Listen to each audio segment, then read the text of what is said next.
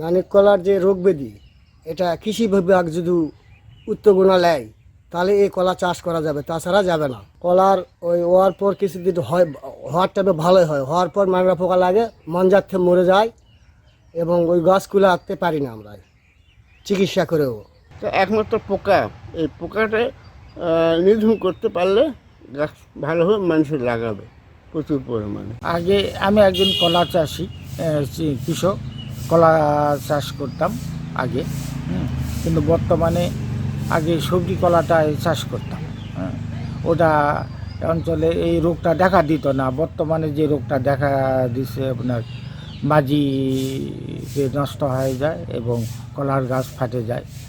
যার জন্য আমি একজন কলা চাষি হিসাবে ওইটা বাদ দিয়ে বর্তমানে এই চাপা কলাটা রোপণ করছি এবং চাপা কলাটা চাষ করি। এবং আমার দেখা দেখিতে এই অঞ্চলের বহু কলা চাষি এই চাপা কলাটাই চাষ করে থাকে। 35 শতক মাটিতে কলা আবাদ করছে, তার মধ্যে কিছু কলা আছে সবরি কলা।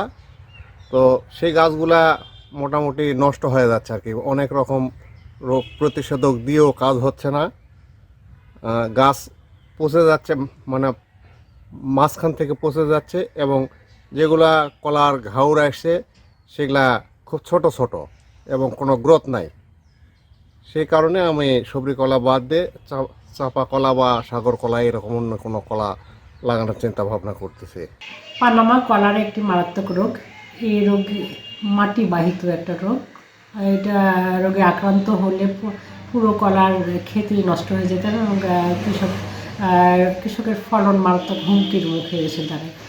এটা আসলে একটা প্যাকেজ এটা কন্ট্রোল করতে গেলে আমাদেরকে প্রথম থেকেই চেন মেনটেন করে উৎপাদনটা করতে হবে। সেক্ষেত্রে প্রথমে যে চারাটা আমরা সংগ্রহ করব, মাতৃ গাছ, সে সুস্থ সবল পানামা আক্রান্ত নয় এরকম গাছ থেকে চারা সংগ্রহ করতে হবে।